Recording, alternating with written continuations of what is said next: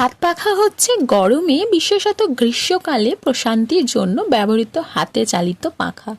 এটি বাংলা সহ বিশ্বের অন্যান্য অঞ্চলের ইতিহাস ও ঐতিহ্যের একটি অংশ। হাত পাখা তৈরি ও ব্যবহারের ইতিহাস বহু প্রাচীন। প্রায় ৩,০০০ বছর গ্রিক রোমান যুগেও হাত পাখার প্রচলন ছিল।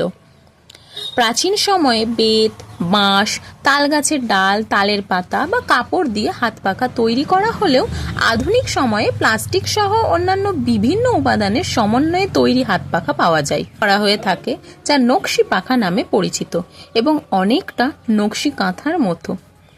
এই গ্রীষ্মে একটা পুরনো হাত পাখা অনেক দিন ধরে পড়েছিল, তাই ভাবলাম সেই পুরানো হাত পাখাটাকে একটু নতুনভাবে সাজিয়ে তুলি। তোমাদের হাত পাখাটি কেমন লেগেছে আমাকে অবশ্যই কমেন্টে জানিও। আর ভিডিওটা ভালো লাগলে একটা লাইক করে দিও। আমার চ্যানেলটিকে সাবস্ক্রাইব করে পাশে থাকা বেল বাটনটি ক্লিক করে নিও আমার ভিডিও তোমার ফোনে সবার আগে পাওয়ার জন্য। চলো আজকের মতো টাটা।